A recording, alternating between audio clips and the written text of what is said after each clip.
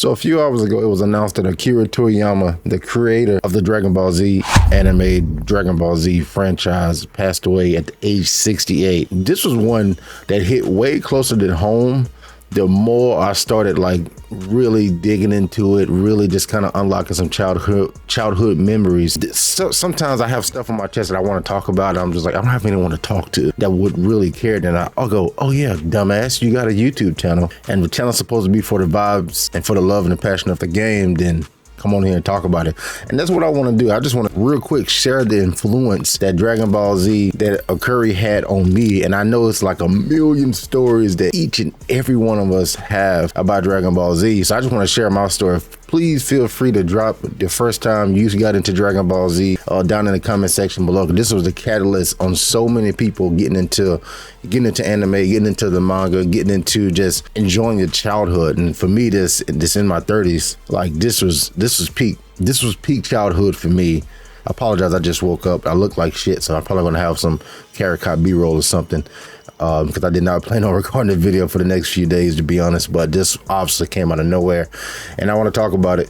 So, and please drop a like on the video to help wash away the stench of my sponsored videos I've did this week, but that's neither here nor there. Me, you know what I'm saying, I'm here in America, obviously, as if you didn't know, but I'm from a very poor area in Louisiana in America. So I'm from the hood, real hood, the country, the hood. We didn't have shit. I grew up in like a single wide trailer, 2 single wide trailers to be exact. My grandmother had one and my parents had one as well. So I remember distinctly, for whatever reason, again, when this happened, it just unlocked the memory I hadn't had in ages.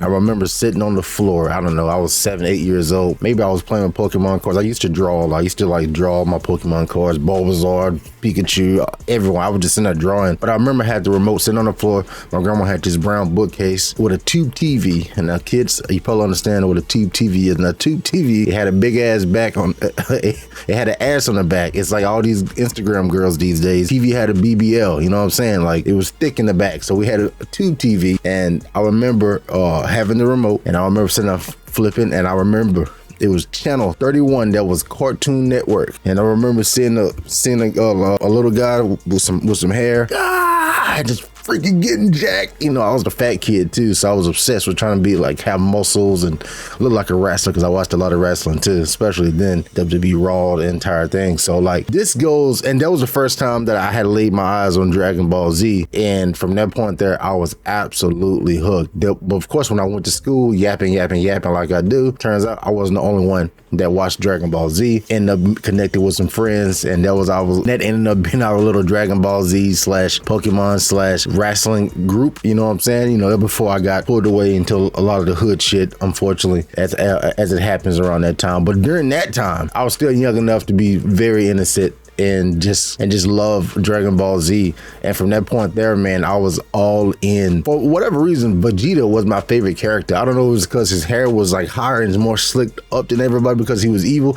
I don't know. I've always steered towards like the bad guys, I guess. I don't know why. Like, even in Pokemon, I love Mewtwo more so than Ash, but that's neither here nor there. But of course, after that, going forward, like throughout the rest of my life as I grew, you know, I still popped in and watch it every now and then. Like, I'm not a super anime guy. You know, I don't have a subscription to Crunchyroll unless it's something that I really want to see. Like Chainsaw Man was the last anime that I watched. But it was always in. I got so much. It's in the closet. I mean, but I got so much Dragon Ball Z shit that I've, like, if I'm out and about and I see, or a memory gets triggered, or I see someone that looks like Piccolo, like anything like that. It's it always brings me back to my grandmother's house, and recently here because my grandmother's passed away now, but her birthday was yesterday too, so it all kind of came like full circle for me, I guess, almost. But and she was very religious as well too, so she didn't really like me watching anything that was not like freaking like church related, but for whatever reason she allowed me to watch that. You know, she just saw it as harmless cartoons. But I remember the one I can't remember the exact, but you know what I'm talking. It's like the famous one whenever what did he do? Oh, yes, I had to look it up. That's when Vegeta hits Gohan. Yeah, I remember my grandmother watching this like, what is happening right now? He needed to the fucking stuff. What you get for trying to hold out on me? Listening now? Yes, very good. Yeah, I remember on the fucking floor going. I was a YouTuber before I was a YouTuber, so I was like, at the time I had like a big fro. I was young enough, so I had like braids and shit, but I had my braids. I remember having like my big afro going like. One of the greatest moments in Dragon Ball Z history. Holy shit, I have watched that in forever. But again, going back to what I said, that's why I said, for whatever reason, I like Vegeta. And at that time, I was getting bullied like a motherfucker in school. So I don't even know why. Maybe because it was like some PTSD trauma. And I started liking the bully. I don't know. Point is, man, rest in peace to Akira Toriyama. Rest in peace for the amount of influence that this man's art has had on the world, not just me, but you, but just other animes going forward, just for gaming in general. It all goes full circle, man. Like the gaming and the anime scene and the gaming scene kind of just meshes together as one, man. We all some fucking nerds, man. We all huddle around each other and respect the craft and love the craft and get lost in these worlds and universes that people like creates for us to live in. And it's just 68. I mean, I know it sounds old, but I mean, still kind of young, you know, in today's days. But nonetheless, you know, we don't make that call. That happens to all of us at some point in time. You know, unfortunately, we don't get a respawn, but his work will live on absolutely forever. Por siempre. And I just want to say thank you, and thank you for watching, and please share any of your Dragon Ball Z stories down in the comment section below. One last thing though, I saw on Twitter that it was this Japanese commercial back in 2020 whenever I believe Karakut was coming out, and I watched it earlier and I freaking teared up, and I just would like to end it with this, because this puts in a nutshell exactly what the Dragon Ball Z universe meant to every single one of us. So let's watch this. Yeah, it was a Japanese commercial for DBZ Karakut. I'll leave this link down in the description below. I'm sure it's on YouTube. And we don't even need subtitles for this, by the way. Like, the visuals say everything. That's me and you right now. I'm gonna shut up.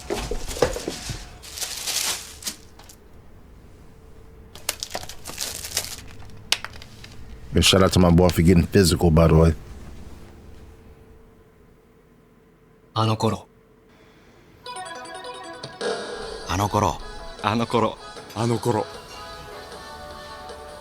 オープニングに胸がワクワクした。撃てるって本気で信じてた。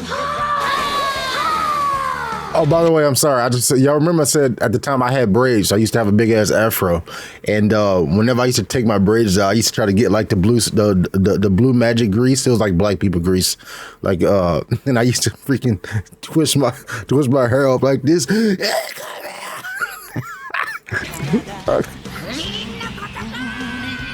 アニメの翌日はその話で持ちきりでみんなで真似してた。 We all did this, bro. 次回予告はかなりの衝撃。シス。あ、今週のジャンプって入ってた。そうそう。続きが知りたくて買いに走ったっけ。気のコントロール、密かにやってたよな。Hey, hey, y'all was getting caught. I would just say some people was getting caught like watching like looking at nudie magazines and you know, and trying to squeeze one off. The real ones, we was in there trying to get that Kamehameha off, and the mom came in like, "What the fuck are you doing?" I'm sorry. 勝負のつかない技の出し合いとか永遠したりしてね。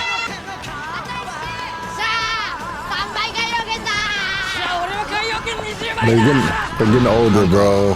自分まで強くなった気がしたんだよな。今はさ、 Chill, どっか bro. で信じてる。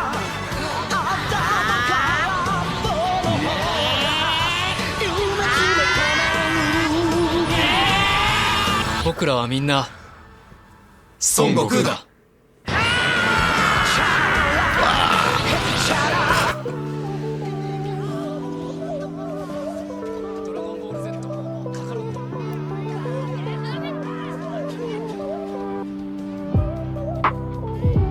All